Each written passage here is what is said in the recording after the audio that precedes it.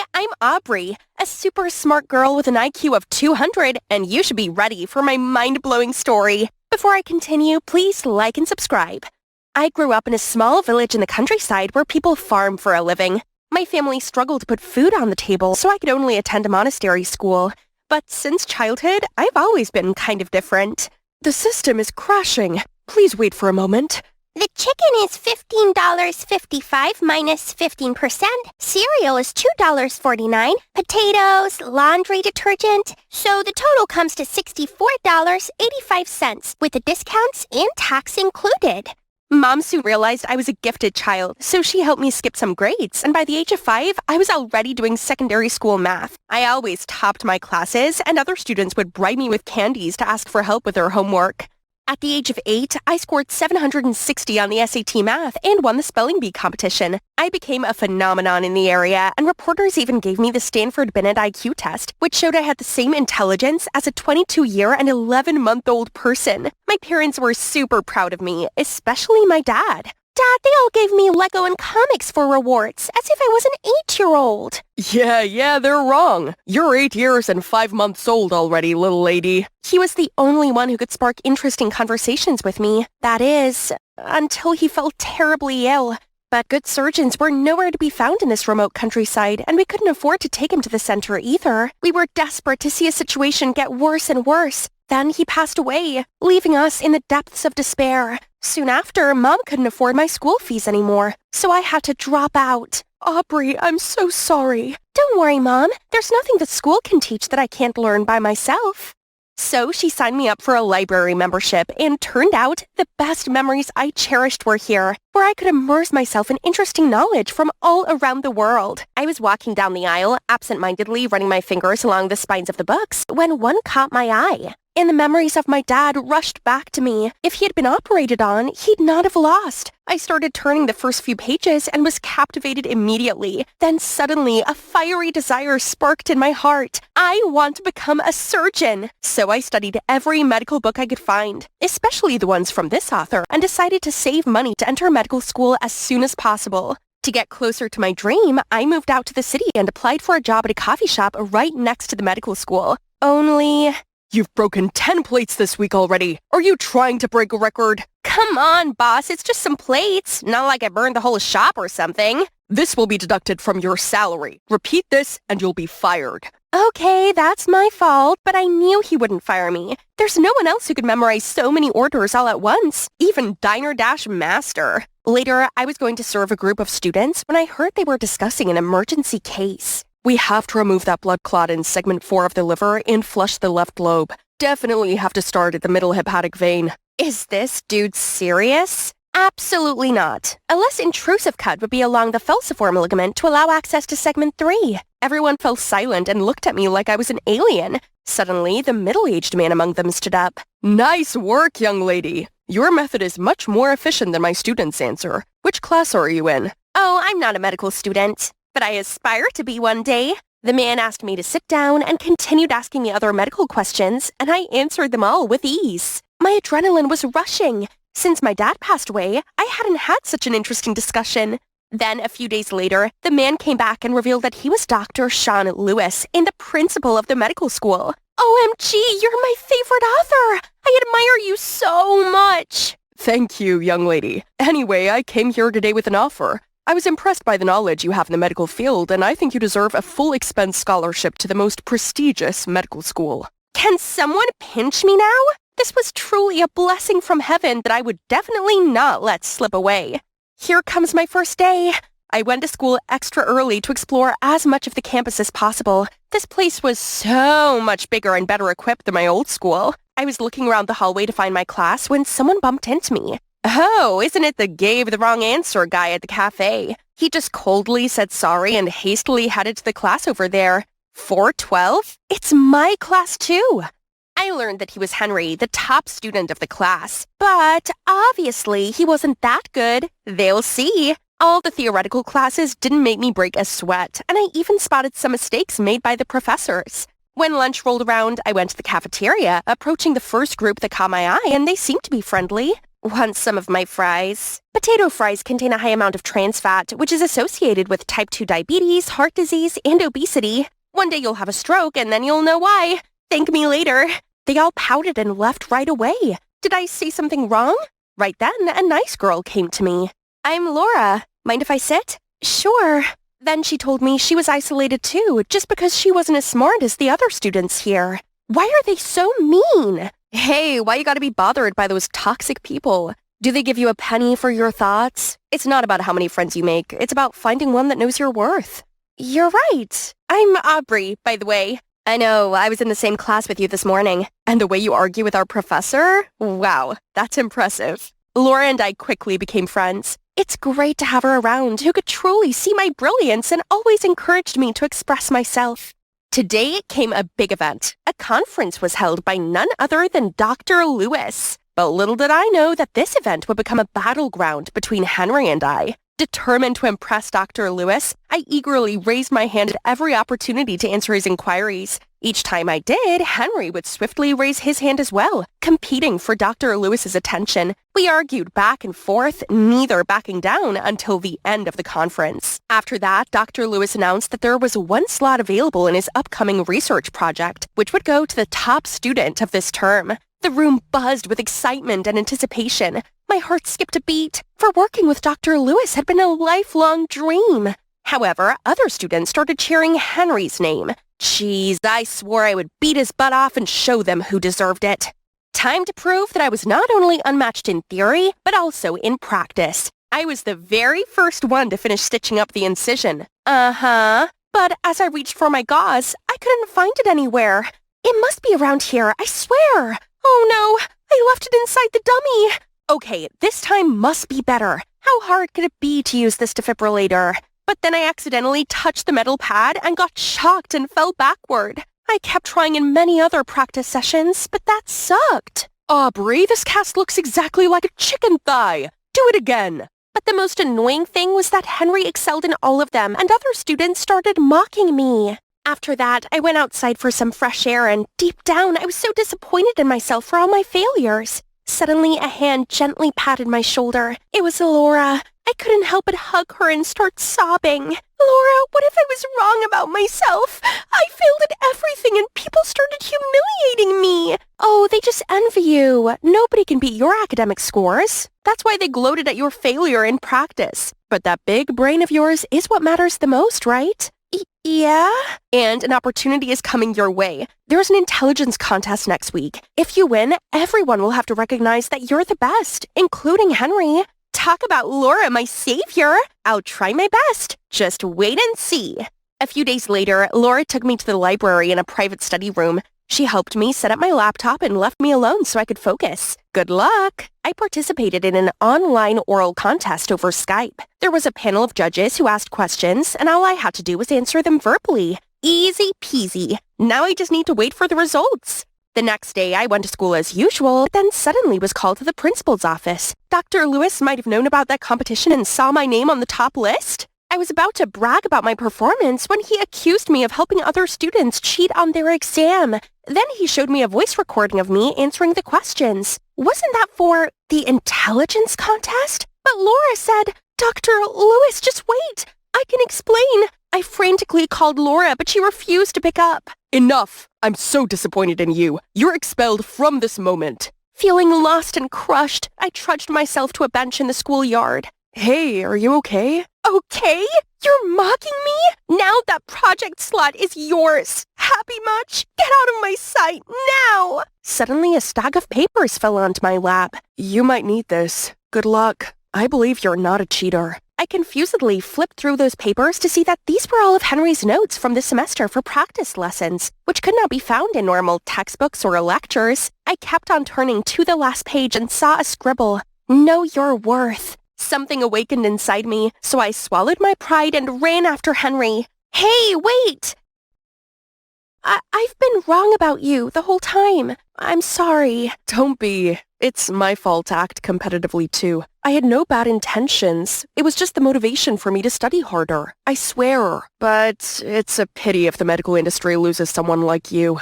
Well, I'm not so sure anymore. I'm used to doing everything so quickly and I can't be patient, which probably explains my clumsiness. That I can help with. Genius is 1% talent and 99% hard work, you know. Since then, I often went to Henry's house to practice. We studied together and he taught me many tips to stay calm, patient, and focused. And turns out, he's also quite the adorable type. Here you go. Thank you, Doctor. This is the best stitch I've ever had. One day, I ran into Laura at a gas station. She tried to hide, but I ran straight there to catch her. How could you trick me like that and just disappear like nothing happened? I'm so sorry, Aubrey. I was so blind and just wanted to help those who are bad at studying like me. I never expected it to be that serious and you'd get expelled. And now, why are you here? It's just the medical profession was not my thing, so I quit. But Aubrey, please forgive me. I'm really ashamed of what I did, and you were the only one who had truly been kind to me. Only when you set things straight and confess everything to Dr. Lewis. But even so, there isn't a likely chance we'll be friends again. So the next day, Henry took Laura and I to see Dr. Lewis. Aubrey, Laura, what are you both doing here? Dr. Lewis, I was the one behind the cheating case. Aubrey had no idea and didn't deserve to be punished for my fault. I've been practicing a lot too, sir. Look at these. I've been so careful with every single one. Aubrey has also helped me a lot on our project. I hope you can forgive her and grant her another chance. Dr. Lewis looked quite satisfied, but then he suddenly turned pensive and shook his head. Medical school is not where people can freely join and leave. A doctor needs an extra sharp mind and can't be fooled as easily as you were. I'm sorry, Aubrey, but you're not qualified. My heart sank to my toes, and I locked myself inside my apartment for the next couple of days. It wasn't until Henry knocked at my door that I actually went outside. He said he wanted to cheer me up and bring me to his favorite restaurant. I sat down waiting while Henry went to get the drinks. Hey! But a second later, he slipped on the stairs and fell down with a thud with all the broken glass scattering around. It's all right. I think I only twisted my ankle. Not a big deal. But my stomach dropped when I noticed a trail of blood on the floor and something protruding from his ankle. A large shard of glass. I swiftly dialed 911 while Henry winced in pain. Aubrey, you have to administer first aid.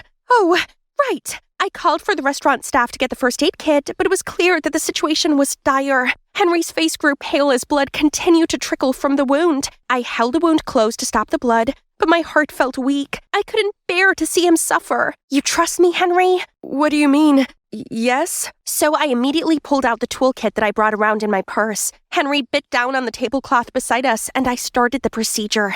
I maintained a steady stream of chatter, trying to distract him from the pain, but it wasn't helping. What doesn't kill you makes you stronger. What? Just to distract myself from the pain. Okay, go ahead. Stand a little taller. And done. When I looked up, there was a crowd cheering in awe and admiration. Guys, I caught the whole thing live.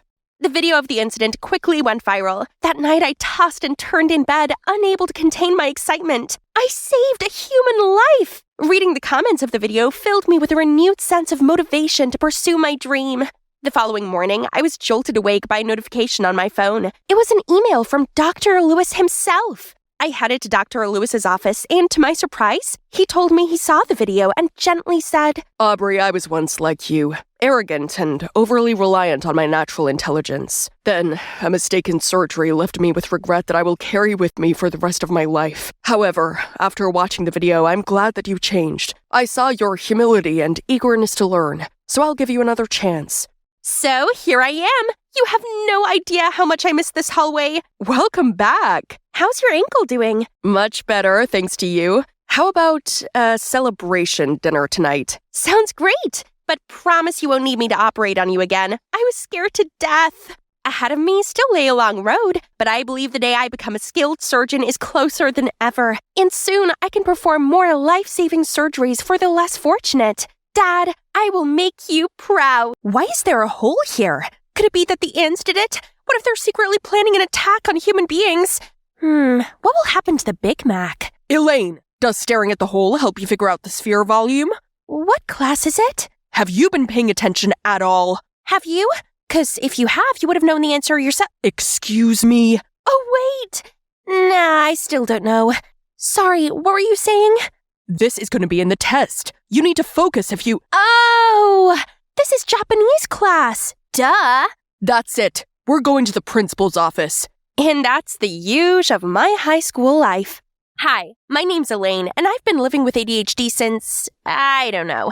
But of course, ADHD manifests itself differently among different people. For me, I just gotta make sure I take my medication. Wait, where's my birth certificate? Anyway, make sure to like and subscribe before I continue. Right after the principal's office visit, I was walking down the hallway when a hunky guy purposely bumped into me, knocking my bag over. Dude, is that a dinosaur? Are you a kindergartner? Hey, that's my fidget toy. Give it back. Whoops, finders keepers. Who dares mess with my friend? It's Quinn, the Furious Queen. Run! The two guys immediately ran for their lives. Right then, Skylar and her new boyfriend also headed over. Isn't she the weirdo from the math class? Don't tell me you're friends with her. Yes, I am indeed. You can only choose one, her or me. How about I dump you instead? Get lost. And these are my girls. We've been best friends since forever and always got each other's backs. I forget my stuff a lot, and Quinn always makes sure I got everything with me before leaving any place, while Skylar has me covered every time I dozed off in class. You know, I can't sleep at night because I'm busy thinking about the ants' Earth destruction plan. Maybe they're the ones who terminated the giant dinosaurs. Wait, where was I? I don't know. Rewind the video yourself.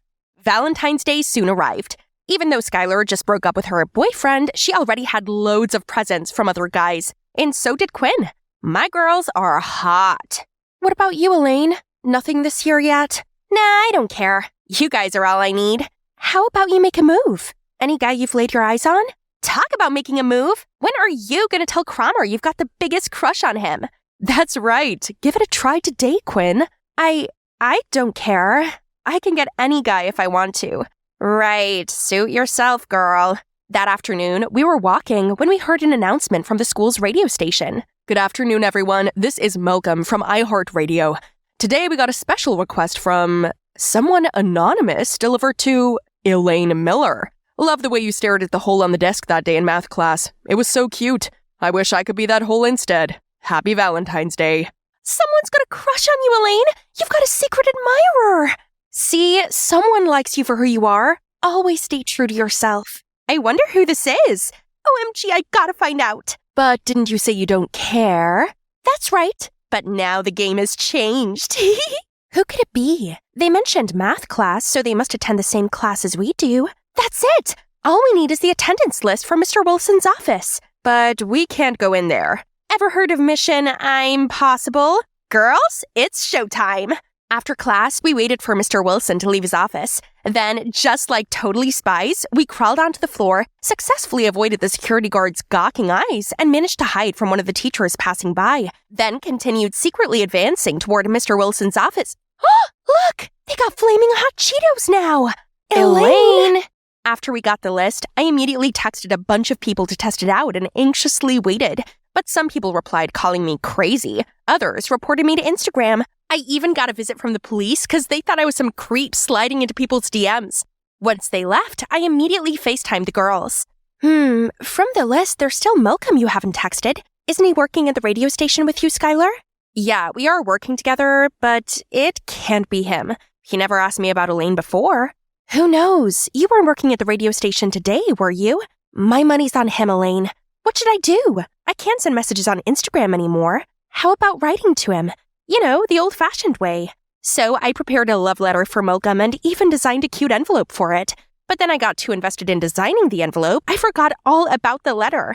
When I finally remembered the letter, I walked all the way back for it. But of course, my ADHD brain had to mess it up again. Not until the day when Quinn and Skylar came over and I couldn't find my doctor's envelope anywhere did I realize I'd sent Malcolm my ADHD prescription instead of the letter. We immediately flew to Malcolm's house just as the mailman dropped off the prescription envelope out front. Seeing Malcolm walking out, I frantically ran to the other side of the street and started doing the craziest dance to get Malcolm's attention. Suddenly, I tripped and fell flat on my face. Malcolm rushed to help me up and got me inside his house. We chatted a bit as Malcolm worked on my arm. Elaine, right? We share a few classes together. We do? Yeah, you always sit near Quinn and Skylar, right? I saw you snoozing in class sometimes. I guess so. Look, Malcolm, did you give me the message on the radio? Ah, the confession. Well, it's not me. I'm not your secret admirer, but that doesn't mean I don't have a chance, do I? Skylar talks a lot about you, and I've always wanted to talk to you in person. Speaking of Skylar, it's our girls' night tonight. Bye! And thank you. I finally managed to calm my hyperactive heart down when I got back to my room. Is Malcolm the secret admirer? He's not. How embarrassing. See? Told you. We're pretty close. He would have told me already. But he seems to like me. Really? I mean, I saw the way he helped you up when you fell. It can't be. Let's focus on finding your real secret admirer. But that doesn't mean I can't hang out with Malcolm while finding my secret admirer. Turned out we both shared a passion for hip-hop. He can make super catchy beats for me to rap. Just kidding. Animated Story Show wouldn't let me.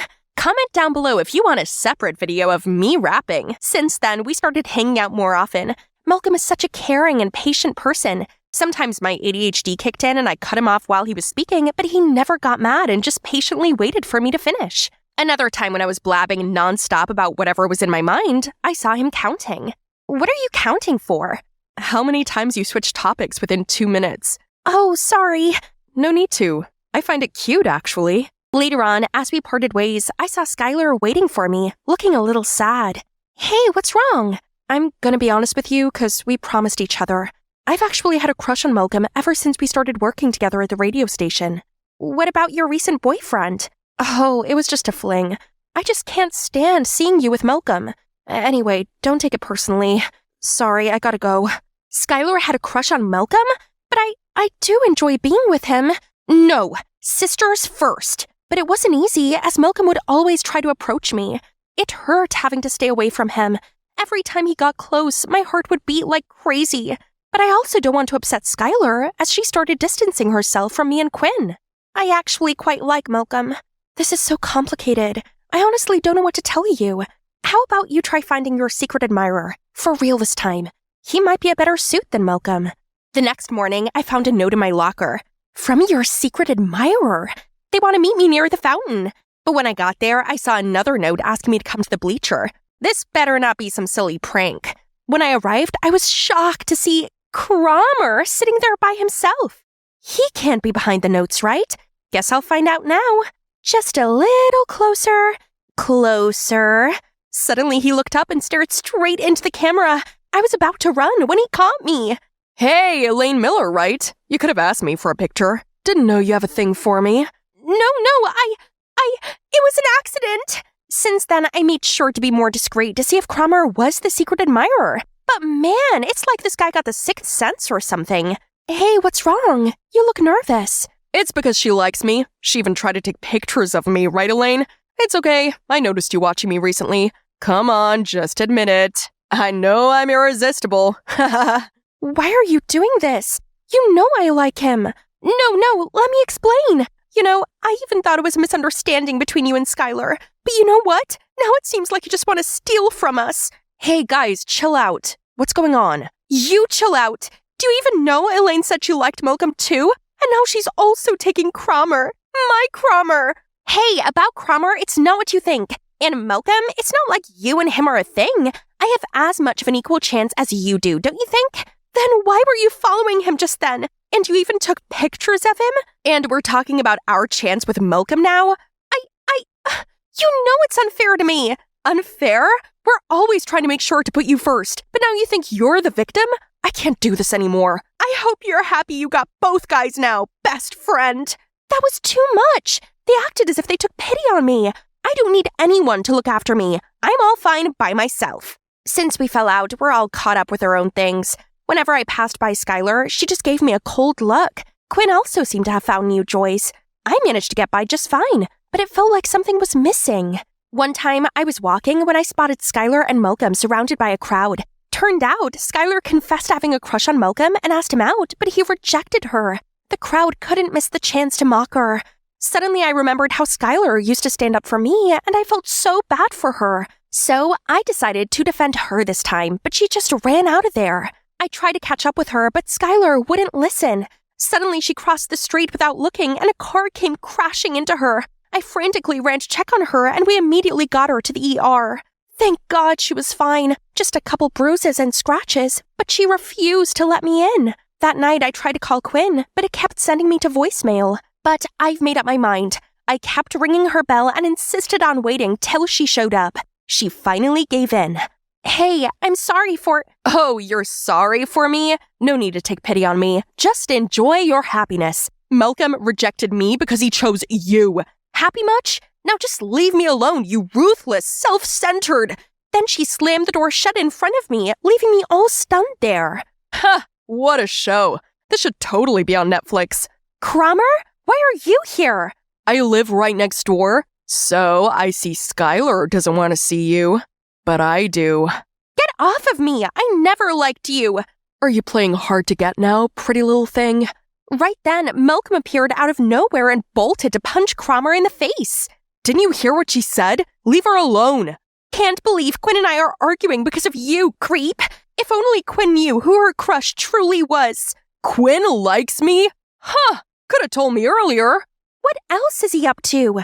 Anyway, thank you. Why are you here? I heard Skylar got into an accident right after the, incident, so I wanted to pay her a visit. Now that you're here, I just want to let you know, actually, the one sending you the confession on the radio that day was Skylar. What? She just wanted you to feel loved and not left alone on Valentine's Day. I was going to give it some time before telling you, but things got complicated all too quickly.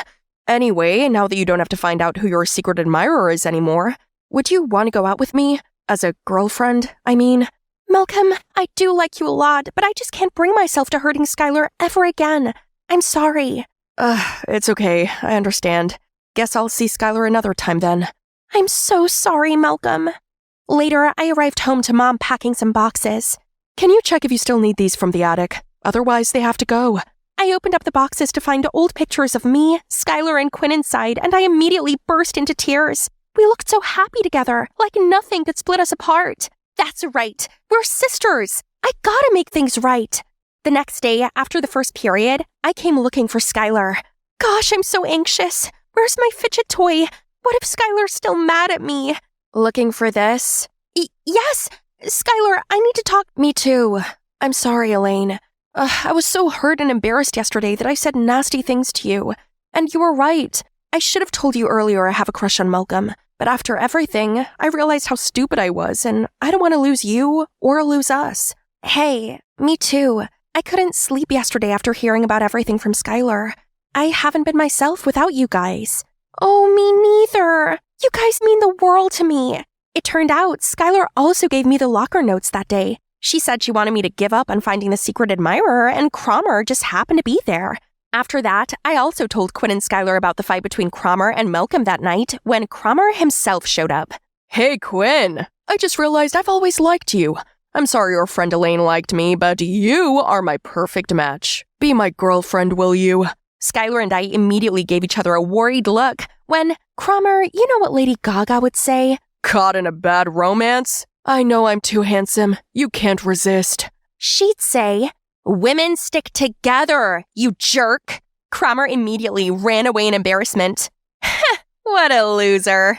Oh, by the way, Malcolm left to study abroad today and he sent his goodbye to you. I feel so bad about you and Malcolm. It's okay. Right person, wrong time. From then on, us three were always by each other's side and graduated together. We even went to the same college now and made sure we go to every party together. One night at a music festival, I was waiting for Skylar and Quinn to get back from the restroom when they started playing Kendrick Lamar. Hip-hop would always remind me of someone now. Suddenly, a handkerchief was handed to me. I saw you from afar. Is this the right time to get your number now? Hi, I'm Vicky, the only daughter of a billionaire. Also the sole heir from the third generation of an English aristocracy. Growing up, I was always referred to as Nepo baby, but this is so unfair. If I had one sentence to sum up my entire life, it would be, well, that didn't go as planned. Before we start, please like and subscribe. I used to live the life of a princess. My house staff was on hand 24 hours to cater to all of my needs. And the biggest decision I had to make each day was to choose which car to go to school in. Still, I wasn't Regina George everyone wanted me to be. I was friendly to everyone and took both my education and my talent seriously. From an early age, I found a huge love for painting. You see, my daddy even invited global superstars over just so they could pose for me. Then, it struck me like a bolt of lightning when my daddy got involved in a messy lawsuit and ended up in jail. As a result, we had to kiss goodbye to everything. Yes, the mansion, the staff, but the worst blow was losing Brad, the butler's son, who happened to be my boyfriend. My sweetie pie, I will collect the stars from the skies if it leads me back to you. Well, a girl gotta survive, so I did what I had to. I sold all of my beloved clothes and jewelry, but holy cow, all those Pradas, Gucci's, and Tiffany's still weren't enough to cover a week in a 5-star hotel. Hey, use this. Miss, your card has been declined. Clearly you have insufficient funds and therefore must leave. Excuse me? The nerve, the ingratitude. I used to be one of their best customers. It wasn't as if I was the second inventing Anna or anything. So that's how I ended up here, under this bridge full of homeless people, desperately waiting for Brad to come back to me. In the meantime, at least I still had my paintings, which could be my ticket out of here, right? But Jesus, look! Those people kept taking them to smash cockroaches, while others even used them as firewood. Then, one day, as my belly was arguing with me over the lack of food, this charity group showed up. They came to distribute food to the homeless. I scrambled to my feet to ask for some, but was stopped by this woman. Look at your flashy outfit. You can't take food off the needy. How inappropriate. No, I'm homeless too. Just then, a whiff of Le Labo Santal 33 filled the air, and a luxurious lady emerged from the crowd. She waved off the mean woman, then peered at my drawings. Did you paint these? Yes, I've been painting since I was a child. I've painted everyone from Taylor Swift to Ronaldo. Impressive indeed. I'm Diana, a widow of a great fortune. How would you like to come and live with me in exchange for sharing your artistic brilliance in my daily portrait? I was speechless for a few secs, then agreed right away. I was obviously destined to be rich, so it seems I couldn't escape my fate. I arrived at the villa, thinking that this was awesome and I'd finally landed back on my feet. But then the euphoria was replaced with a gut-wrenching blow when Diana introduced me to her fiancé. Brad? Right after the awkward introduction, I pulled Brad away and confronted him. How could you cheat on me like this? I'll tell Diana. We broke up. Besides, having exes is normal. If you tell Diana I'm your ex, then it's you she'll throw out, not me. I couldn't believe the cheek of this guy. And you know what? We never broke up. I just couldn't spend another moment stuck with this jerk, so I decided to paint Diana a portrait as a thank you and then leave forever. Only, she really loved my painting. Thinking back to those glum days under the bridge, I realized, well, Brad was here, but so was a warm bed, steady meals, and someone who genuinely loved my art. This place was big enough to avoid him anyway, right? So far, so good.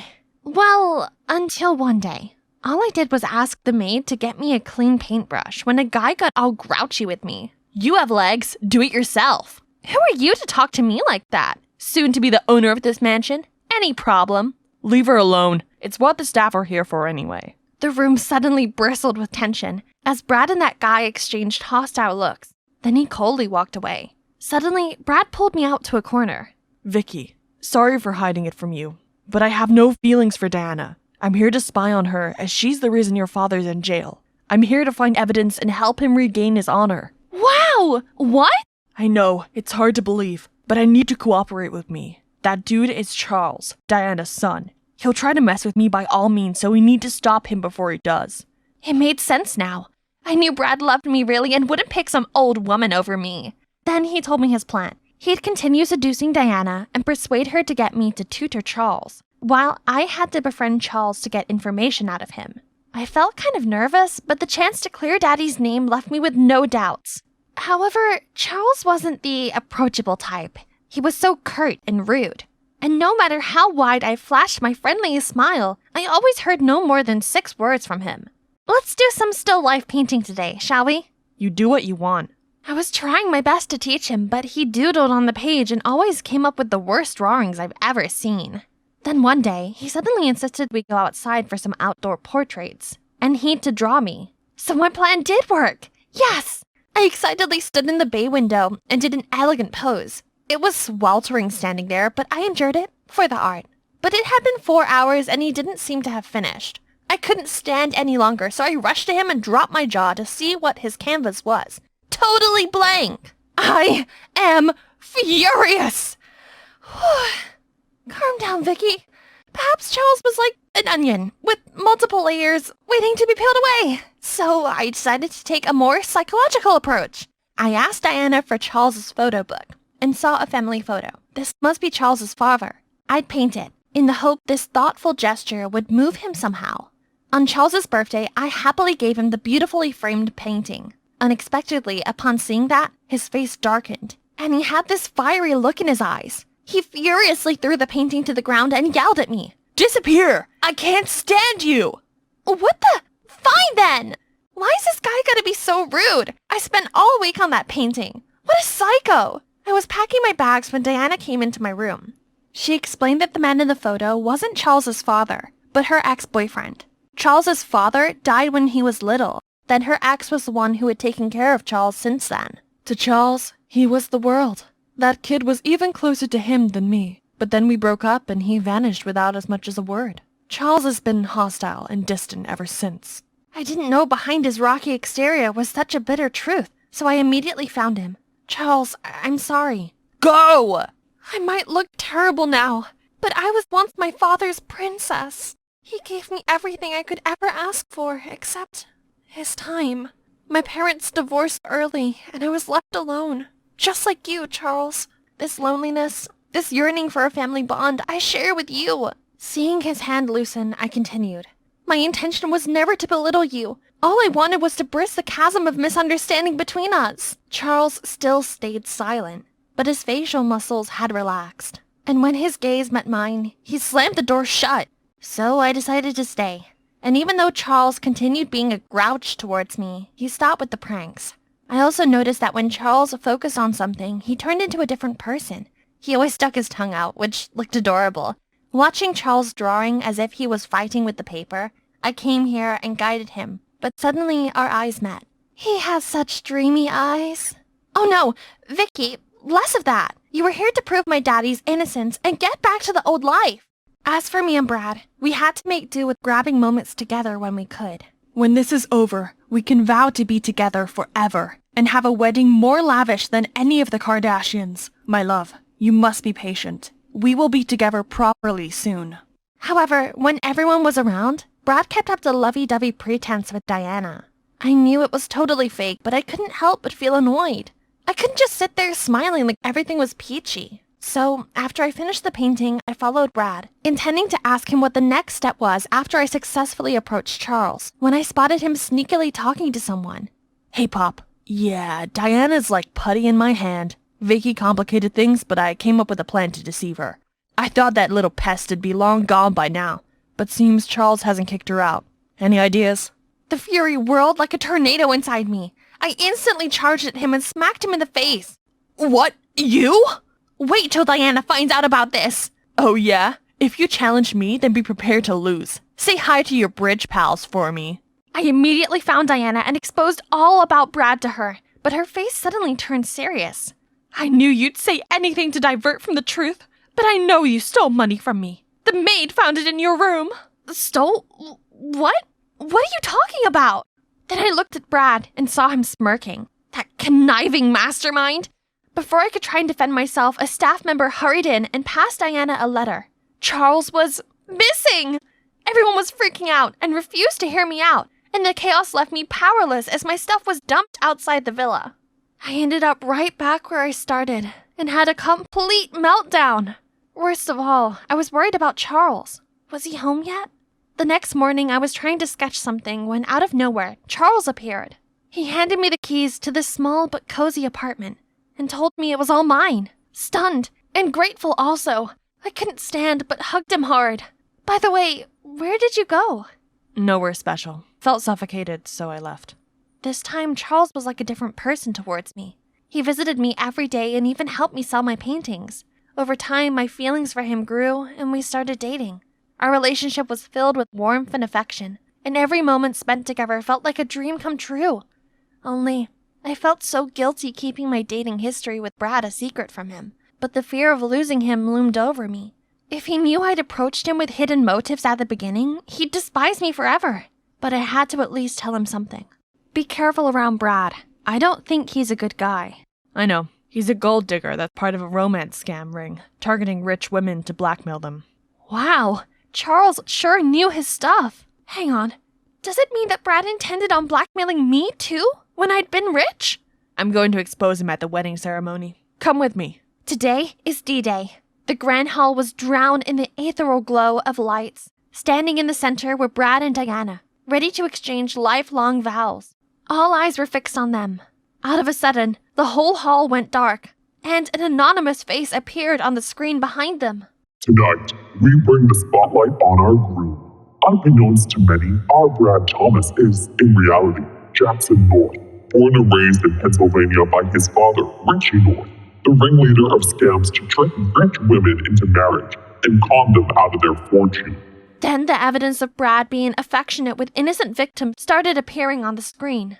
After that, the spotlight immediately stopped on Brad, who was about to flee the scene. Diana roared in anger, rushing there right then, and flung a glass of wine right at his face. The whole crowd started to murmur. Hang on, everyone. The party's not over yet. Check your menus to reveal the other accomplice. Everyone frantically checked, but then looked bewildered to see all the menus were empty.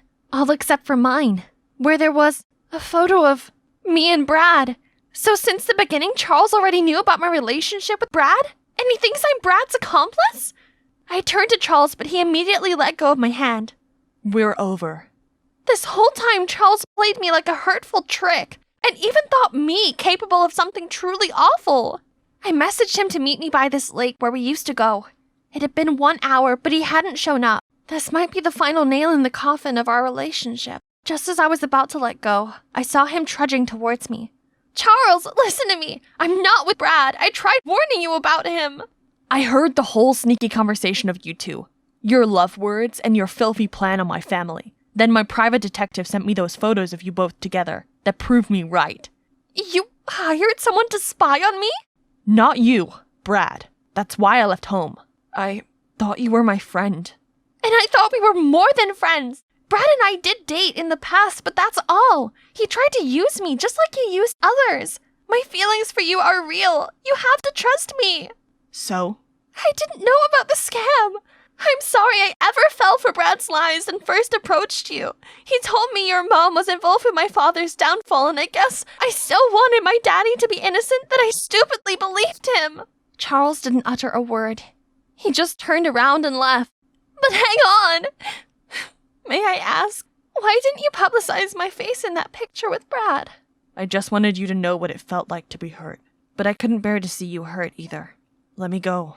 I need some time. Then he left me there, watching him disappear in the dark as the world around me collapsed. After the rain, the sun finally shines again. The police finally caught up with Brad and his dad and locked them both up. Diana tracked me down and apologized to me. She asked me to go back to the villa and paint for her, but I refused. I can't keep on being so trusting and relying on others so much. It's time for me to believe in myself and stand on my own 2 feet. And more importantly, I couldn't face him anymore. Hi, it's Vicky again, but in a fancier version. After all the sweat and tears, I finally made it as an artist. I was just chosen to collaborate on an important art project with this big company, and my life would turn a new page upon opening this door. Charles! Just another beautiful Sunday. I was bragging to Nanny Emma about my wonderful adventure. Goodness, that's incredible. Weren't you scared? Of course not. Dad taught me. Why are you still here, Amy? Get ready for your piano lesson. Oh, it's Mom. Again. She rushed in, snatched the phone out of my hand, said, "Go now or I'll delete all these videos." Okay, just delete them. Nothing you do could ever make me care more about those noise-making logs. Then I left to my room. Always ballet and piano and violin. What kind of mother forces her kid to do things they don't like? Ugh, I won't back down this time. I have my videos all backed up online anyway. She can't control me. What? Huh? What else? I turned around to see Mom drop to her knees. No, it can't be. Just this morning, my husband was still... Dad had suffered a stroke on a trip to survey a gem mine, and they couldn't reach the hospital in time to save him. How could that be? He's not only my dad, he's my bestest friend. I bet the news is just as hard to deal with for my sister Brianna, as she was always the one who went on business expeditions with him. He's the best dad we could ever ask for, but he's gone, and it felt like Emma and Brianna were the only people who really loved me now. Just last week, Dad was sitting here, next to me. Darling, it's not good for you to just sit home and wallow. Why don't you get out of here for a few days? And go where? Next week, your sister is going on a trip to a new mine. You can tag along. I'm sure she'd enjoy the company. I don't know. I don't like business trips. I'll bet you can make time for some adventures while you're there. There's bound to be hiking and things you like to do. Since when does Mom support any of my hobbies? She really must not want me around, huh? If that's what she wants. Okay then. Sure. We were already running late for our flight when Brianna realized she had forgotten her passport. I offered to stay with her, but she insisted that at least one of us should make the flight. She assured me she'd be back in time for the next flight and we'd see each other soon, so I hugged her goodbye and headed toward the gate. While waiting for Brianna to arrive, I've already booked myself a skydiving session, as recommended by the hotel's receptionist. This thing is right up my alley, but the weather doesn't look too good. Are you sure this is normal? 100%. That's what makes it special here. People come from all over just for these wins. This is what you call extreme sports, isn't it? Yeah, right. Bring it on. So on the count of 3, I was free-falling. It was an unrivaled exhilaration, the ultimate thrill, until I deployed my parachute. Instead of gently floating to the ground, I was carried away by gust after gust of wind. Then I blacked out. I slowly opened my eyes. What has happened? Am I in heaven now? I look around to see nothing but a beach, framed by a dense forest. This place was clearly deserted. Maybe not so deserted. There I saw a group of tribal people, dressed in strange clothes, wielding spears. I tried to move closer to get a better look, but game over. They all turned to my direction. I ducked down immediately, but their footsteps grew louder. I held my breath, wishing for a miracle. Oh no, this is definitely my end. But unexpectedly, the hand pushed me down further into the bushes, as if they were trying to hide me. I looked up and saw it was a man talking to the other in a native language. The talking stopped. Seemed like the rest had left. Thank you so much, handsome mister. Sorry for bothering you. I'm gonna get going now. I may have let you off, but the others won't. These people are aggressive and will attack any intruder. Oh, he can speak English? Nice! I'm safe now! As I followed him through the forest, he stayed quiet, but I couldn't help brimming with questions. Where did you come from? Why are you here? You're not a local, right? Are you a scientist? Can you at least tell me your name? Silas. Okay, Silas. May I borrow your phone to call my sister? She'll pick me right up. Do you think I'd be here if I had a phone? I also got here by an accident a couple of years ago. Living like one of them is the only way to survive around here. At least until someone comes to save us. No, that can't be. It wasn't a deserted island, but I was certainly deserted on it. We arrived at a cave on the other side of the island where, according to Silas, the locals never roam around. You'll be safe here. I'll be right back. I didn't need him to take care of me. He may have stayed here for years, but I won't. I'll escape. It wouldn't be so hard to build a raft, right? So I gathered some logs. You hungry? Silas came back and threw something wrapped in leaves. Ah! Get these gross bugs away from me! I would rather starve. These are a delicacy. You have no taste. Stay here. Don't do anything stupid. It's getting dark, so I had no choice but to go to sleep hungry in the stuffy, mucky cave. There's dirty moss and bugs everywhere. Ew! At the break of dawn, I couldn't stand it any longer. I got up to continue working on my raft. Ta-da! Easy peasy. Now goodbye, stupid island. But no! My beautiful raft crumbled and sank as soon as it touched the water. Feeling defeated, I laid on the sand in frustration. Suddenly, I heard a whistle. Silas? How am I supposed to get up there? Am I his pet or something? What gives? Making me walk all the way up here? Mind you, I haven't eaten in a day. Then let's go get breakfast. But get changed first. He then took me to a river and showed me how to catch fishes. What do you mean I'm supposed to get my breakfast with this stick? Watch and learn, princess. Then Silas jabbed the spear into the water again and again until it's full of fishes. Okay, wanna challenge me? Psst, that's easy. Only, it's not. It's like the fishes could read my mind. It's been like half an hour and still nothing. There's plenty of fish in the sea, but somehow you can't catch any. Don't expect anything from my batch. Whatever. I'm not hungry. I don't need him. My sister will surely come and get me out of here on our private chopper soon. But Silas was really rubbing it in, grilling fish in front of me until the delicious smell filled my nose. But no way I'd give in to this. This is your best bet. Unless you want to try grilled rat or cicada or... Fine, gimme. When we first met, I thought you were cute. But after seeing this... Ugh, this smug Tarzan. Full now? Then it's time for work. Work? So you're only keeping me around to be your slave? Do you want to keep living in that cave? You shouldn't steal the bugs home like that. We continued to walk deeper into the jungle until we reached this huge tree. We should build you a shelter up there. You'll be safe from the wildlife, and the natives don't go to this area. Does it need to be up so high? If they are that dangerous, how come you survive here this long? Are you playing me? I got really lucky. I was swept away by a storm while sailing alone. And when I washed up here, the natives were so ready to, send me to God. But thankfully, the chief's daughter, Nora, desperately begged her father to let me live. And for some reason, he did. That wouldn't happen to just anyone. Oh, this Nora girl must have been caught in some love at first sight. That's why you stayed here all this time. So romantic. Stop wasting time. Let's get to work. Building a shelter proved to be more difficult than expected. And Silas proved to be quite bossy. Hand me the big branch. Bigger. Amy. Rattan rope. Give me another knife. Just wait a second. Let me catch my breath. You were so determined a few minutes ago. Go take a break. I want to finish this before sunset. I sat there, watching Silas work as the afternoon turned to dusk. And I must have dozed off for a while, as when I woke up, the treehouse was done. To be honest, it was better than what I expected from him. But where is he? I looked around, but the only thing I found was his scribbles on the ground. Stay here. I was glad to have my own shelter, but there was nothing to do to pass the time. Suddenly, there was a sound. Must be coming from the tribe. I followed the direction of the sound, hoping not to get lost. But soon enough, I found a clearing where a group of the natives were gathered around a huge bonfire. They were chanting something. Others were dancing, others cheered. It looked like they were having fun, which hit me with a wave of homesickness.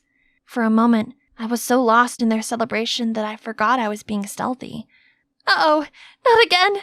I could have tried to run, but I froze. Thankfully, Silas stepped forward, telling the others to stay. As he approached, we made eye contact briefly before he signaled people that the coast was clear, then gave me a quick wink before returning to the fire. Shortly after I returned home, Silas did too. Are you trying to get yourself killed? I'm not kidding when I say it will be very bad if they find out about you. I'm sorry. I'm just scared and lonely. I'm all by myself and my family must be looking for me everywhere. To my surprise, Silas came over to comfort me.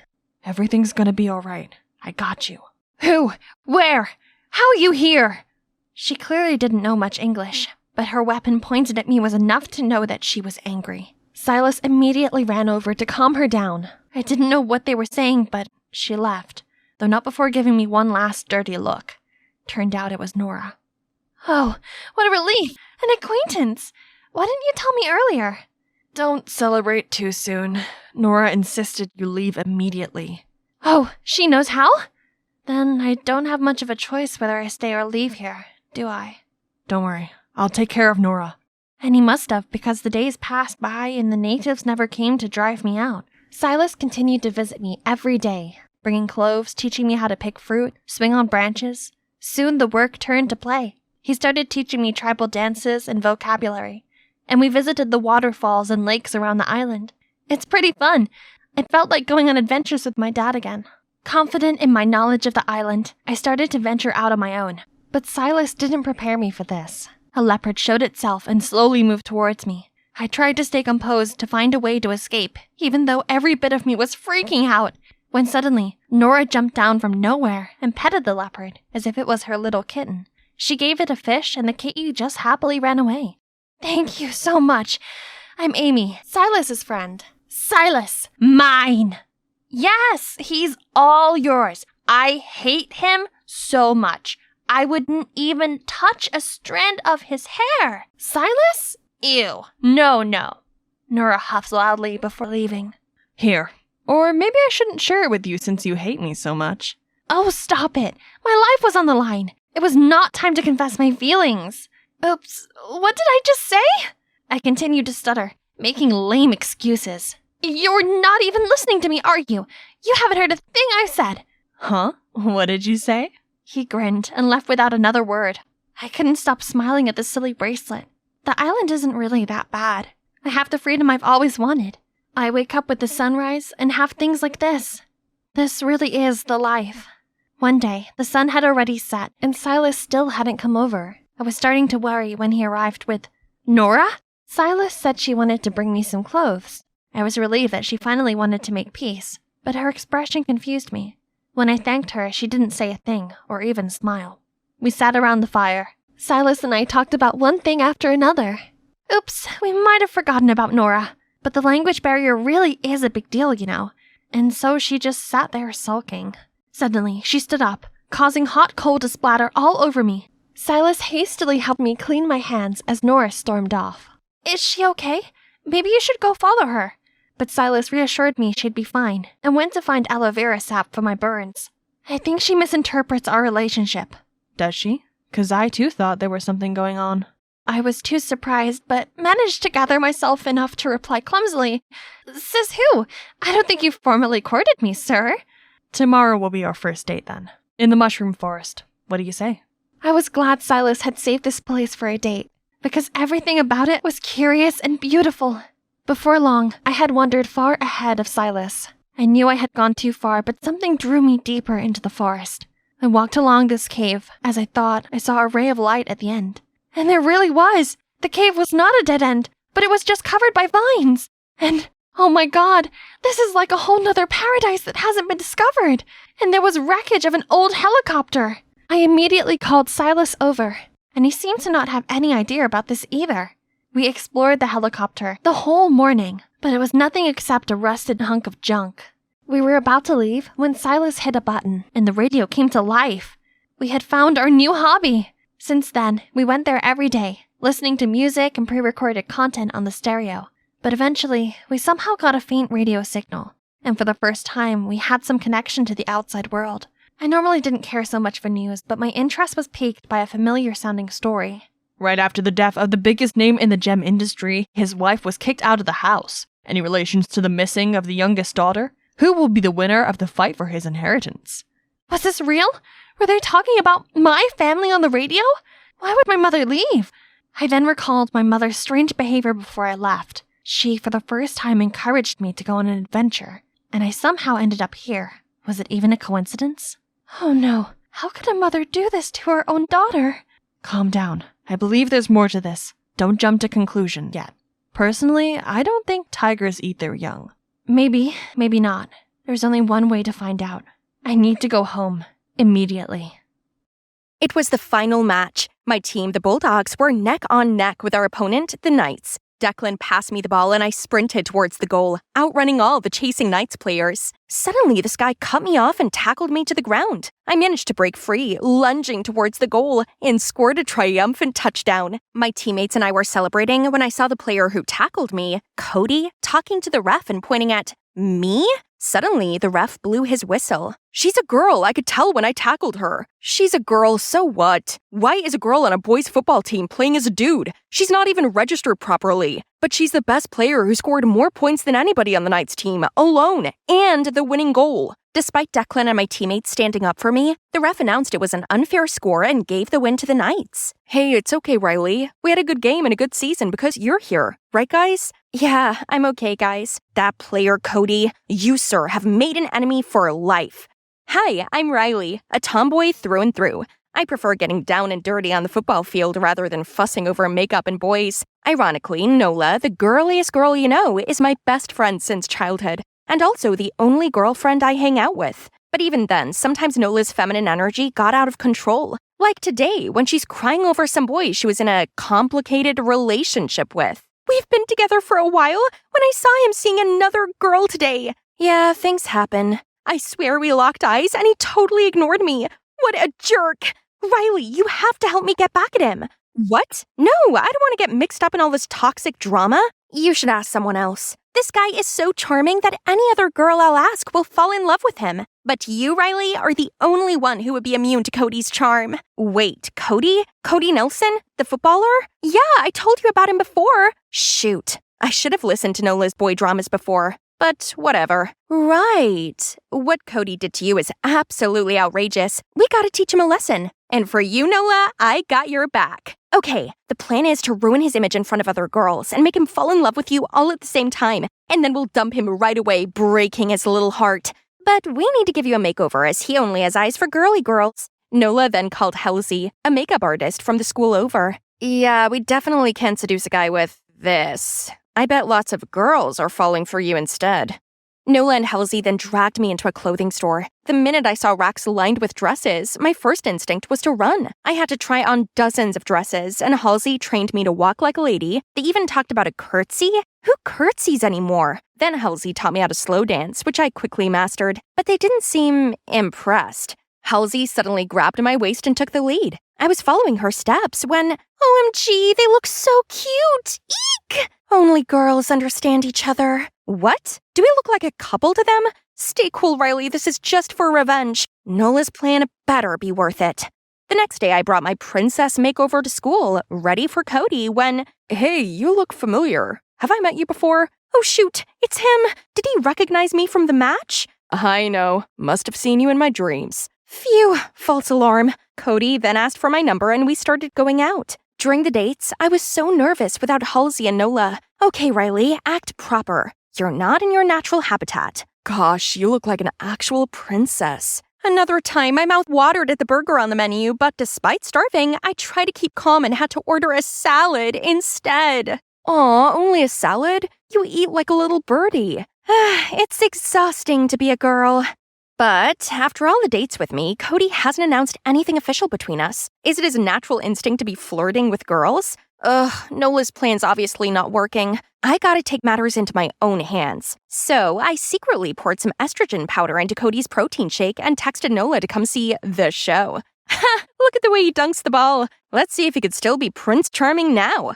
Later, he clashed with another player, fell to the ground, rolling and whimpering in pain like a baby. I was satisfied for today. Suddenly, I saw Declan walking over and he sat right next to me. Oh no, my buddy can't see me in this embarrassing look.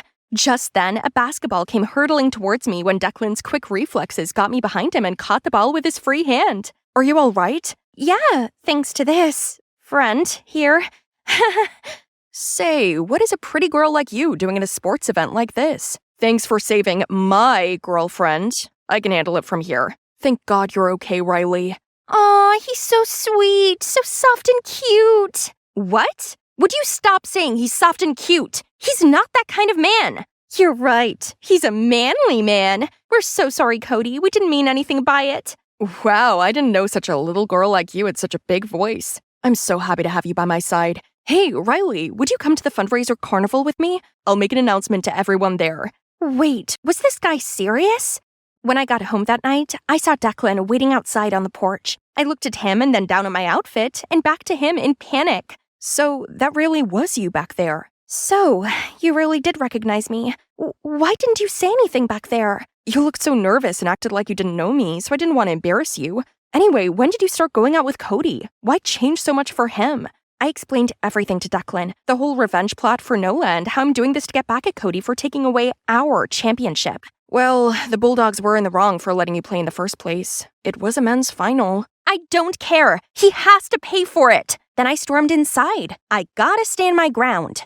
But Nola was there already sitting on my bed. I heard the whole thing. Makes sense now why you were suddenly interested in the plan. Anyway, whatever you're in it for, your main goal is to ruin Cody's reputation. Don't get sidetracked. Okay, guess I have to attend the carnival with Cody then. On the day of the carnival, I saw Cody waiting for me at the entrance. But I couldn't show up looking like this without Halsey. She was dancing her heart out at Coachella, all the way in California. Suddenly, Cody and I locked eyes. I frantically looked for my nearest exit, but Cody was coming quick. Suddenly, I felt an arm wrap around my waist and turn me around. It was Declan?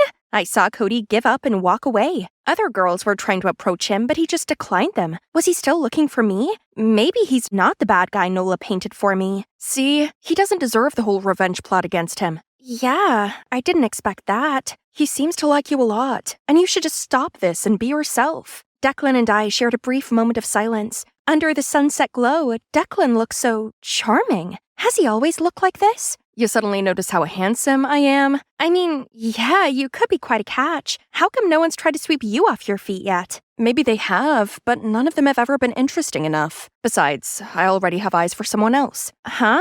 I need to grab a bite. I'm starving. Bye. Declan's just a buddy I've known for ages. Why was my stomach doing a cartwheel just then? Ah! Oh, it's just you. Mission success. Huh? I just saw Cody post you as his official girlfriend. Nola was right. Cody posted his official announcement about us. Now all you have to do is dump him in public. Nola, I have to tell you something. This has gone on for too long. I'm sick of being someone I'm not. And I don't think Cody's that bad of a guy. He totally is. You're not falling for him, are you? Don't disappoint me, Riley. In the next morning, Nola brought Halsey over, saying it was cultural exchange day today at school. The perfect place and time to dump Cody. Too tired to start a fight with Nola. I had to go along with it. At school, I stumbled upon Declan. He asked me to join him in the eating competition. It was kind of awkward after I ran away from him yesterday, but such an attractive offer. How could I say no? Man, I was born to do this. We were the last two standing in the competition, but Declan gave up and I won. I wasn't even thinking and I hugged him automatically. When I realized what I'd done, I let go of him, but my heart was racing. Could it have been the adrenaline of eating 12 huge burritos? After the competition, Declan and I were walking off all the food when we stumbled upon Cody. 12 extra large burritos in 15 minutes? You won this? Cody! No, this is his. What are you doing with him, anyway? You're my girlfriend. You don't even know Riley for who she is. She's mine. Hold on now, guys. What on earth are you talking about? Don't listen to him. Let's go. You're not going with him. What do you mean? Stop! Let go of me! You're annoying me! This guy is so crazy. We gotta go. Now you're telling him I'm crazy? Cody, Riley is the girl you outed during the Bulldogs vs. Knights game. She's just trying to act girly and doing all this to get back at you. Cody was shocked and looked at me waiting. It's true, Cody. I started all this to get back at you. It just seemed so unfair. I'm just as good as any of the boys on the field. I worked my butt off for that game, and I scored the winning goal just to have it stripped away from me. Riley, actually, I was just so stressed that day and the Knights were losing. But I didn't do it to discriminate against you in the game. I'm so sorry for doing it to you. I was taken aback by his apology. It was so sincere and honest. It's a pity. What is? I actually fell so hard for this girly you. Aw, that's sweet, Cody. Tell you what, I'll make it up to you by bringing my real self to prom. And if you like this look right now, I know just who to introduce you to. Deal. By the way, if I'd known sooner, I wouldn't have acted so poorly towards Declan. He seemed really hurt when you chose my side. I felt horrible about what I'd said to Declan. Even if he didn't agree with what I was doing, he was always there for me. But I acted like my best buddy in the world was a jerk in front of Cody. I was feeling all gloomy in my bedroom when Halsey showed up and asked to sleep over. Whatever, make yourself at home. Just leave me alone, okay? Actually, I can't. I saw the fight this afternoon between Declan and Cody. Gotta say, kinda admire Declan for speaking his heart. Unlike someone. What do you mean? Come on, you like Declan, don't you? Huh? No, we're just homies. Oh yeah? So what you're feeling for Declan is also the same as the other homies of yours? What Halseed said made me think about recent moments I had with Declan. When he protected me from the basketball, when he held me at the carnival, and when I accidentally hugged him at the competition. My heart acted so weird. My feelings for Declan are definitely different from anyone else. Idiot! You do like him. But what you did this afternoon must have hurt him a lot. What should I do now? Why not ask him to the dance? That's right. I gotta redeem myself and make up with Declan. But I still couldn't face him and talk right now. So the next morning, I prepared a letter to send Declan. In the letter, I told him how I realized that I had feelings for him and that I wanted to take him to prom. Then Nola stormed into my room. Why didn't you dump the guy as planned? I explained to her that Cody's actually a confirmed good guy and insisted that she goes to prom. Plus, I had a big surprise for her.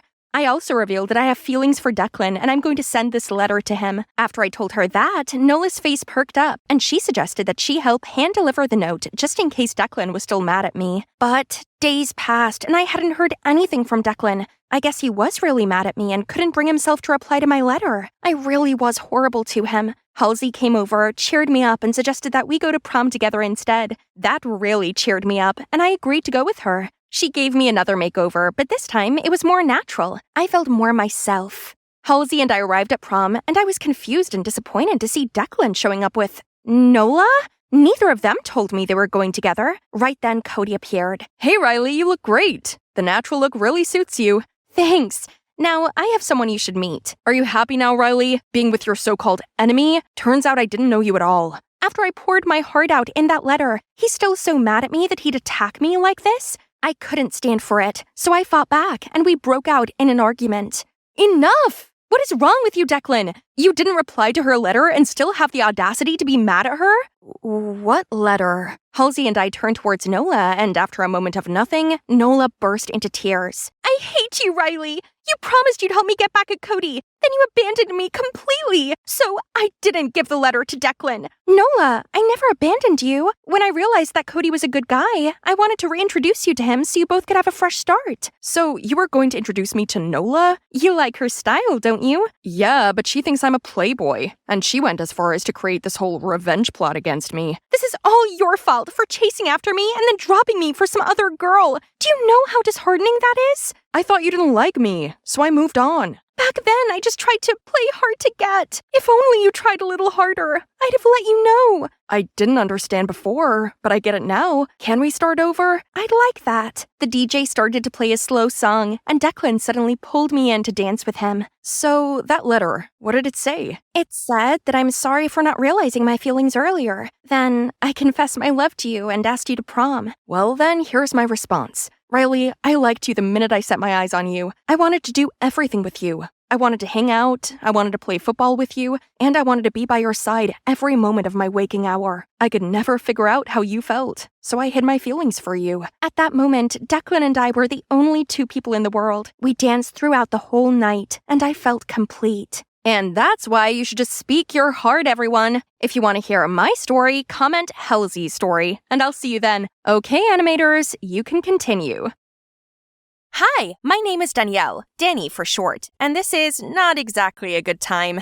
Smile, Danny. Don't make us feel bad. Yeah, I'm so happy to be sent away out of your sight. Don't get us wrong, darling. You're gonna love the school. Right, honey? Yes, it's a prestigious school for children of affluent families. Your mother and I loved our time at Kingsbury as well. Because it was perfect for you. Trust me, I'm nothing like you. But one day you'll thank us for keeping you off the streets. It's always that condescending tone. As much as I hated being stuck at some age-old boarding school, I could use some time away from my parents. Before I go on, I should mention how this happened. Simple. I saw a big tough guy pushing around my friend, so I slashed his car tires in front of him to teach him a lesson. But to my parents, that was a rebellious act, so they're sending me to some boarding school as punishment. As we pulled up to Kingsbury's gates, I momentarily forgot how much I didn't want to be there. The medieval castle towers disappearing into the clouds could be mistaken for Hogwarts. I actually felt a string of hope for my future here.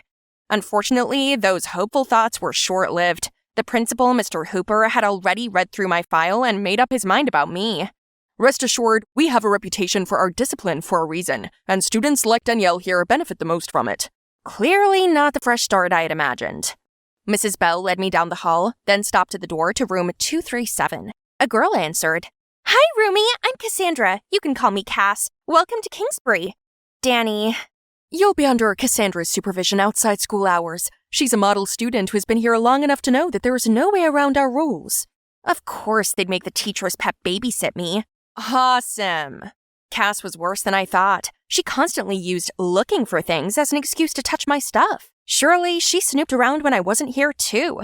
So I figured I could have a little fun. I'd give this nosy roommate something to poke her nose into. This looks like an ordinary diary, but on the inside, I wrote about how I'd bring a vodka-filled water bottle to class, put bedbugs in Cass's bed, and sell cheat sheets to other students. You know, fun stuff. I definitely wouldn't do any of that, but gotta give our audience some drama, right? And the next day, Cass's behavior confirmed she had really read it. Is everything okay, Cass? What? Everything's fine. Just thought it was time to wash the sheets. Don't mind me. Sure, girl. I believe you. At Kingsbury, there were rules for just about everything. I managed to break half of them within my first 2 weeks just by existing, it seemed. Worse still, the punishments hardly ever matched the crimes. I once had to reshelve hundreds of books for missing the 8 p.m. curfew just because I was studying in the library. Another time, I had to clean the dining hall for an entire week because my shirt was untucked for a second. Not to mention, Mrs. Bell seemed to have eyes out for everything, everywhere, all at once. What in the world? How was I supposed to know Teen Vogue was considered contraband here? And that was punishable by cleaning every single candle holder in the school church. Could the school be any more constricting? Do they really expect us to entertain ourselves by laughing at the clouds like we're patients in an asylum? Or what? With literally zero fun, no wonder why everyone here always looks like zombies.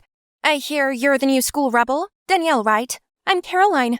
What do you say we blow this popsicle stand and go have some real fun? No thanks, I've had enough trouble already. It's fine, come on. Hey, you, finish this up, won't you? The audacity of this chick, though. How about no? You can't boss people around like that. Drop that self-righteous act already. No need to pretend you care about dorks. I'm good, and he's not the dork here. Ugh, I thought you were cool. What was that about? That boy thanked me, introduced himself as Ian, and asked what trivial fault I must have made to be stuck with this boring chore. So we chatted and made fun of Kingsbury's rules while I finished up. I felt like I was finally seen after those awful first weeks. Suddenly, things didn't feel so bad anymore.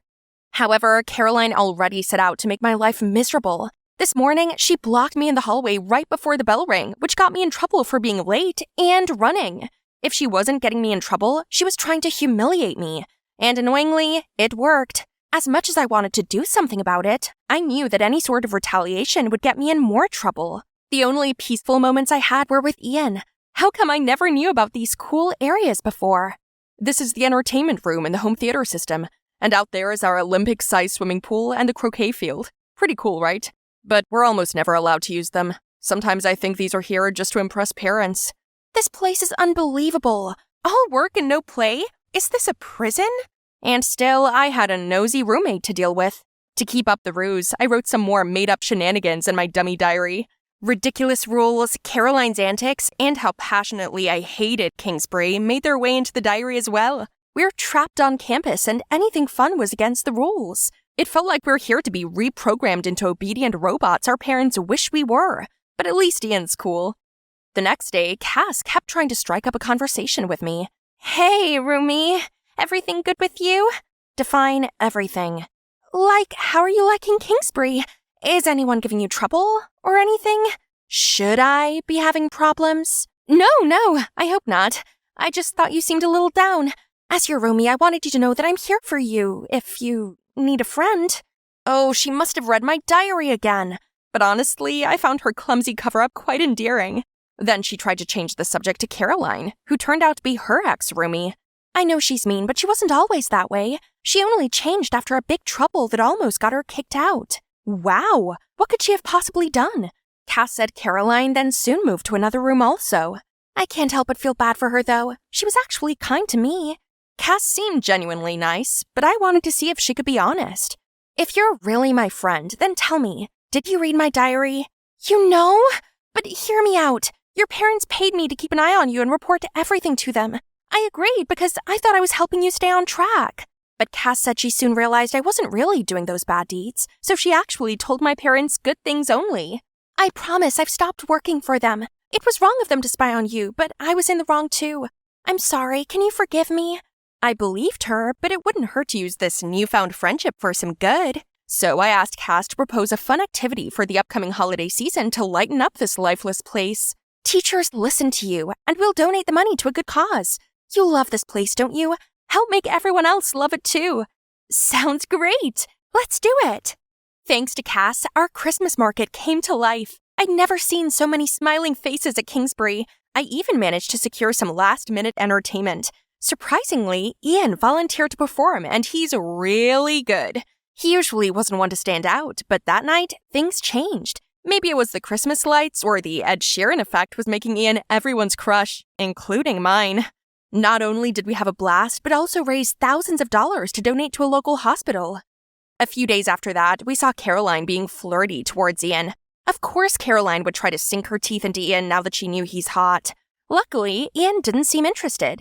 What you looking at? Just you, making an absolute fool of yourself? How dare you? Thanks, Cass. She really wasn't taking the hint. That moment, I knew I'd found my people. The next day, while I was concentrating on my math exam, Caroline suddenly showed me something. I'm so sorry. Let's be friends. She wants to make up? Now? Mrs. Harris, she's copying me. What in the world? This shameless liar! I was preparing for the worst when Mrs. Harris said, "What's this, Caroline? Her answers are nothing like yours. Not like Danielle needs to cheat off of you." She then gave me back my sheet and dismissed Caroline's. I could see she was still in shock when she walked out. Incredible! Mrs. Harris totally saw through her act. Mrs. Harris was unlike any other teacher at Kingsbury. She was firm, but kind. With her on my side, Caroline didn't bother me anymore. I felt safe confiding in an adult like her. We eventually became more like friends.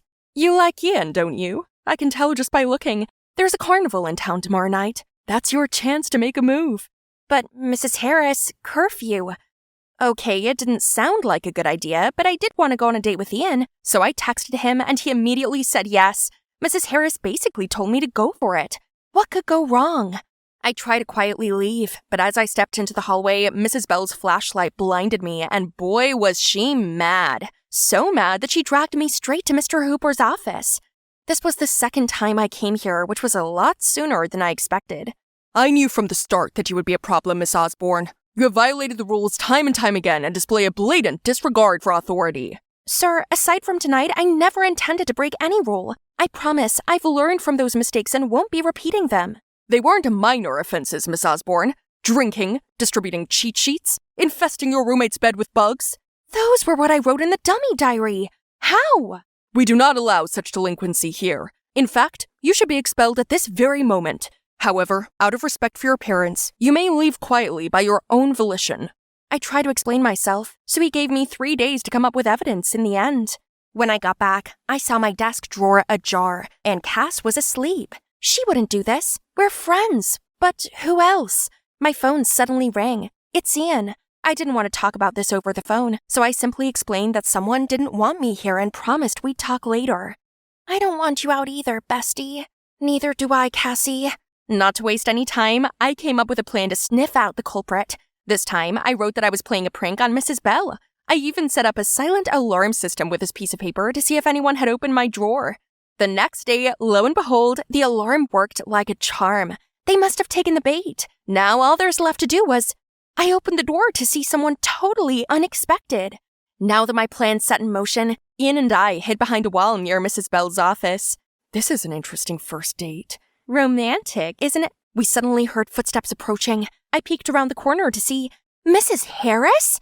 I instantly felt my blood boiling. The one person who I trusted betrayed me. I was about to confront her when Ian pulled me back and put one hand over my mouth.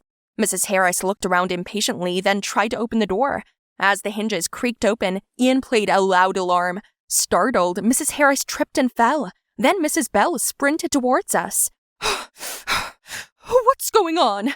I arrived just in time to catch these two sneaking around your office. They're playing a prank on you. Are you sure? Because that's not what the camera saw. She's lying. She wrote all about it in her diary. I'm here to catch her in the act. Mrs. Harris, how do you know what I write in my personal diary? I was just messing with my roommate. Are you trying to use them against me? Don't believe a word she says. She's delinquent. Why would she write about sneaking in alcohol if she wasn't thinking of doing it? It's only a matter of time. So you just make up something if nothing happens, Mrs. Harris? Caroline appeared alongside Mr. Hooper. Mrs. Harris's face turned white at their sight. Caroline then said she accidentally overheard Mrs. Harris tell me to go out after curfew, which was shocking because she'd heard the same before. That's how Caroline was disciplined while her boyfriend was expelled. Recognizing the pattern in Mrs. Harris's behavior, she came to me. We decided to work together to stop this once and for all. Do you care to explain yourself? You really believe these rascals? They just want to make me look bad. That's not me in that video, it's deep fake. By that point, many students had gathered around us. They all came forward to share similar stories about Mrs. Harris. She gained their trust and persuaded them to break school rules. When they're on the verge of expulsion, she blackmailed their parents into paying her lots of money to keep them here. At this point, Mrs. Harris had to relent and admitted her wrongdoings. Mr. Hooper summoned me to his office the following day. Miss Osborne, I apologize for misjudging you. I am aghast to learn what Mrs. Harris was doing right under my nose. I may have never known it if it wasn't for yesterday's incident, so thank you. I assure you I'll do whatever it takes to fix the damages she caused. Sir, I don't think Mrs. Harris was the root of the problem. It's Kingsbury's harsh rules. I know you take great pride in them, but rigidity isn't helping. Obedient kids become soft and submissive, while strong-willed ones end up challenging authority. Mrs. Harris took advantage of that. Most students here are exceptional, but their creativity's getting crushed under iron discipline. Mr. Hooper patiently listened to me. In the end, he shook my hand and bid me farewell. A week later, we received an email titled "A Message from the Principal." It contained a video of Mr. Hooper giving a formal apology to the students and families who were victimized by Mrs. Harris, who won't be teaching at any school again. He also acknowledged the problems plaguing our school. Going forward, we will be instilling counsel-based solutions to handle students' problems. Several harsh punishments will be abolished, and mental health services will be available to all. In addition, extracurricular activities will be encouraged. Things really changed for the better. Liveliness had returned to these beautiful hallways. Caroline stopped acting out and started patching things up with her old friend Cass. Now that the dust has settled, I think I'm in love with Kingsbury. And someone too. We're finally going on our long-awaited date. Hey there, animated story show viewers. I'm Crystal, a model and influencer, and I'm here for the Trend Like This Influencer Awards. Why don't you come on in and get ready with me? I know what you're thinking. I have a unique look. You see, I have vitiligo, a condition that causes pale patches to develop on my skin. It's definitely different, but I don't really see it as a disadvantage, but rather one of my biggest perks in life. Since I was a kid, people have always gawped at me in the street. But luckily, my mom and big sis have always been there to support me. Honey, they're only looking at you that way because you're beautifully different. Yeah, Crystal, never doubt yourself. You're one of a kind. Thanks to them, I've grown to adore the way I look. Then one time, while we were walking in the park, this eccentric-looking man approached me. Oh my word, your skin! It's a masterpiece! Turns out, he was Bo Ivanov, the world-renowned photographer. He begged me to model for him, and with the encouragement of my mom and sis, I agreed, and my photos became a viral hit. That's when my interest in modeling sparked. I joined this awesome modeling agent and got to learn all poses for photo shoots, wear these gorgeous outfits, and best of all, have makeup done to complement my vitiligo, not to hide it. Ever since then, I've worked my butt off, fully committed to my work. That's how I became the face of multiple fashion brands and built up my influence empire. I wanted to pave the way for people like me to love themselves and celebrate our own uniqueness. 'Cause look at me, my career, my life could come to this point today, all thanks to my skin. And I wouldn't change it for the world.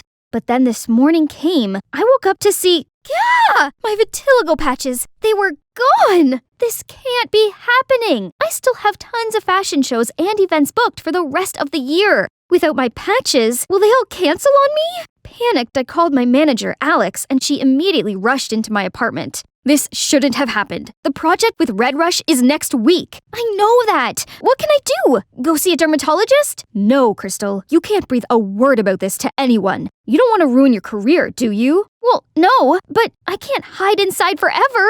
No, you can't. But you can fake your patches. Just use makeup. Draw some on. What? You mean I should lie to everyone? Your choice. It's either that or kiss goodbye to your career. This is wrong, I know, but I've worked so hard for this. I couldn't just give up now. I guess the foundation would have to make do. I went back to my daily modeling life, and luckily no one seemed to suspect anything. But I was so on edge and constantly checking my makeup. Crystal, have you heard? The brand Raris is looking for models with unconventional features for its newest fashion collection. You're the perfect fit. OMG! Everyone who's anyone in fashion knew of the Raris' creator, Mr. Finnegan. If I become his muse, that's my step into high fashion world! I can't miss this once-in-a-lifetime opportunity! I got my focus straight, fearlessly walking into the building, when suddenly my heel got stuck. I tumbled backward, and out of nowhere, these strong arms wrapped around me, and I landed straight into their warm embrace. For a moment there, I could feel their divine scent overpowering me. Dior Sauvage, isn't it? You don't change much, do you? Still clumsy even though you're now a superstar. Hold up, this voice. It's Sam, my high school ride or die! My, puberty has hit him hard, huh? Samuel knelt down and gently put the heel back on my foot. Yep, my heart was definitely flipping out of my chest. You're going in for the casting, right? Oh, yes, but how do you know? I'm one of the judges. I gotta go now. Break a leg. But not literally. Wow, Samuel's made a name for himself already. Impressive. Wait, Crystal, you're here for work. And now time to shine. I strutted my way along the catwalk, doing my signature twist-turn pose at the end of it. As expected, all the judges were mesmerized. This job was in the bag. Just then, everyone went ooh and ah at the girl next in line. It's Amanda! She's known as the Super Rookie, who challenges the modeling world standards. Ironically, that title once belonged to me, but that's how this industry works. You can easily be dismissed if not careful. We got the results right after the casting. As expected, I was in for the show. Hooray! Hey, Crystal, right? Amanda, huge fan of yours. Say, can a pro like you give this rookie any advice while we train together? You do know this is a competition, right? That means no help. Then I shimmied off. Day 1 of the training, and I already messed up. I had to disguise myself to sneak out and buy a new one. Crisis averted, but this did make me 30 minutes late. You're the professional. Act like one so us amateur can look up to. A veteran in modeling, or so they say. Those chicks wouldn't miss the chance to dethrone me, especially her. Welcome, everyone. May I introduce you to our Fall 2023 Haute Couture collection. It is inspired by the elegant art of ballet, so besides your usual training, you'll have a chance to learn some of the moves to capture its true essence. Then I'll pick my star, my vedette. Ballet? I hadn't done that since the accident! Little 6-year-old me was having a ballet performance and had to do this crazy spinning technique. But somehow, I ended up twirling like a humming top, then face planted right on the stage. I never forget the audience's mocking waves of laughter. No, get yourself together, Crystal. Whatever the challenge is, I'll succeed and rock the vedette position. The first lesson was catwalk. Easy peasy, no one came close to matching me. Good posture, excellent posing. Well done, Crystal. Oh, he's so sweet. Can we just take a break to admire this piece of art? Come on, why are you so shy today, Crystal? Your patches are superb.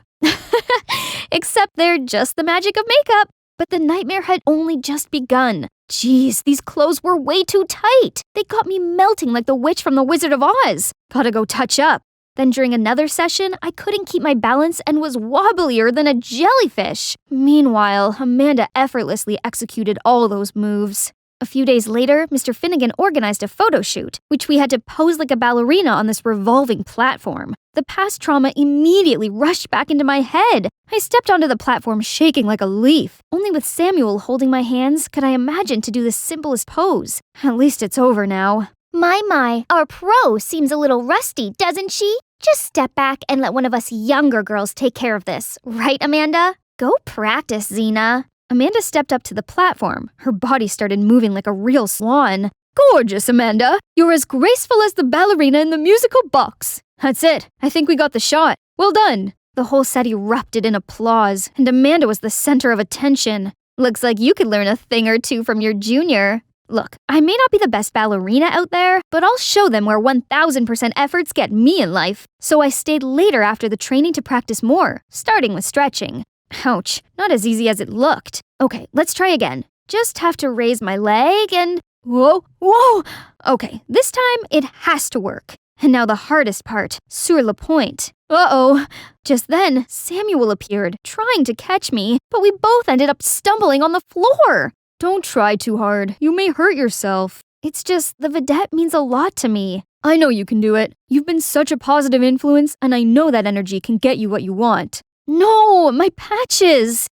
I'm sorry. I didn't mean to. It's okay. I crossed the line. I'll just leave now. Don't, please. If you only knew the truth, you wouldn't think so highly of me. Hey, what's wrong? You can talk to me, you know. Just then, the lights brightened around us. What are you two doing here at this hour? Samuel looked startled and immediately kept his distance from me. Nothing. I saw Crystal practicing. Thought I could give her some advice. That's not fair. I need some too. What do you think of my releve? They started laughing together like a married couple. Since when did they get so close? After a few days of intense practice, I may not be a ballet master yet, but I did feel more confident about facing the final challenge, which decided who would be the vedette. Look at this gorgeous couture design! I would make a perfect black swan. I tried the dress on, but accidentally smudged the foundation and got it all over the dress. Oh no! I immediately rushed to the bathroom trying to wash the stain off. Stupid foundation! Super stay my butt! The door suddenly snapped open and in stepped Amanda. Your vitiligo patches? They're coming off? And what are you doing with the dress? I tried to hide it, but she already snatched it away from me. Is it foundation stain? Did you fake your vitiligo? No, I was diagnosed with vitiligo for real, I swear. I told her the truth. Thought she was going to use it against me, but to my surprise, she looked heartbroken. I decided to pursue modeling because I felt inspired by you. But now you're telling me it's all a scam? How could you? Amanda, wait, please. I thought you were against me. Does it matter anymore? Now that I got a taste of the truth, you don't deserve my respect. I was at an utter loss for words. I'd been so wrapped up in fear of losing my career that I couldn't care less how my action could affect those who looked up to me. I'm nothing more than a hypocrite. I couldn't live like this anymore. Vitiligo or not, I had to stay true to who I am. I walked straight up to the judges' panel and wiped all my foundation away right in front of them. Mr. Finnegan, I no longer fit in your collection. The truth is, my vitiligo has gone. I no longer have any unconventional features. Thus, I'm here to announce that I will cut myself from the show. I'm deeply sorry for all the trouble I caused. I turned to walk out the door, but there stood Samuel. Crystal, I don't understand. I'm sorry, Sam. I'm not the person you think I am. I ran home, hid under the blanket, and cried myself to sleep. Suddenly, a call from my manager woke me up. How can you sleep at this hour? The press is going wild. They're calling you an attention-seeking fraud. I immediately came to my senses and looked up the news. Oh no, how could it break out so fast? At this speed, I'd be canceled by tomorrow morning. See what happens when you act out of my order? Gosh, you models are so dumb. Don't go anywhere. I'll be there to handle this. Was she being for real? All of this was her idea in the first place. Enough! Have fun dealing with this on your own, Alex. I shut down my phone, packed my stuff, and left it all behind to go to my secret place. I used to spend time here with my family when I was a kid. Being surrounded by nature calms me down. Suddenly a hand pressed on my shoulder. Hey, we've been looking for you. Samuel? And Amanda? Did you guys follow me here? It's the only way we could find you. I'm sorry for going at you like that. I was so shocked. You don't have to. It's all my fault. I lost myself when my vitiligo went away. I acted out of fear and ended up disappointing everyone who's counting on me. Well, it's hard to stay sane when your identity is taken from you. But what's important is you've learned your lesson. Now, where is the fearless, confident Crystal we all love? She's right. Patches or not, you're always special to us. That means a lot to me. Thanks, you guys. Turns out I'd misunderstood Amanda this whole time. She's brilliant, gorgeous, and caring, and perfect for Samuel. Welp, that stings. Suppose it's time I got back to work for some damage control. I opened the phone to see hundreds of notifications. Among them was a message from Mr. Finnegan, saying he has a place for me at the fashion show. So it's not the end for me, right? Go get it, girl. Yes, it felt so good to be back. Crystal, you're here. I have great news. You'll be the vedette for this collection. Me? But I don't have any unconventional features. Doesn't matter. You're perfect the way you are. 2 girls will stand by your side, and you'll be in the center wearing this work of art. An elegant swan among the flock of ugly ducks. Isn't that a bit offensive? So this was your plan all along? Playing dirty tricks to save your flopped career? Cut it, Xena. Mocking me won't change the situation. There's something fishy going on here, and I'm gonna get to the end of it. Finally, the show has come. As soon as I got the signal, I strutted to the runway confidently, turning heads to my every step. But it's not for the reason you're thinking. I actually switched places with Amanda, and now all the spotlights are on her. Right at that moment, Mr. Finnegan bolted to the runway. What do you think you're doing? You ruined my show. I had a deal with her. What deal? Tell me. Right now. It's her who's behind this. Alex? Ugh, that snake! It turned out Alex bribed Mr. Finnegan to let me be the vedette and drag the models with unconventional features down since I'm no longer one of them. Hearing that, all the models turned furious, ready to jump at the 2 frauds. You 2 have crossed the line. I don't need any of your manipulative games to continue my career. I will stay true to myself no matter what. Unconventional features or not, I'm always willing to speak up for them because everyone is beautiful in their own way, and they deserve a chance to showcase their beauty to the world. The audience erupted in cheers and applause, while Mr. Finnegan and Alex were surrounded by cameras and criticism. Justice served. After all that drama, I'm still modeling, but with a different agency that fully accepts me for the real me. I continued to influence young people on self-love and being uniquely themselves. Amanda and I became the best of friends. We also made tons of plans to collaborate with Samuel, but honestly, I couldn't shake off this heart-wrenching feeling whenever these two were together. Luckily, my hectic schedule has left me no time to think about that. Guess what? After days and nights of hard work, I now have my own line of skincare products called Only You. Exciting, right? Oh, Sam, you made it! Wow, they're beautiful. Amanda will love them. No, they're not for Amanda. They're for you. Crystal, I'm crazy about you. I always have been. What? It's me you like all along? Then why didn't you tell me that before, silly? I leaped into his arms, and we shared the most amazing kiss. Perfect ending for an amazing journey, huh?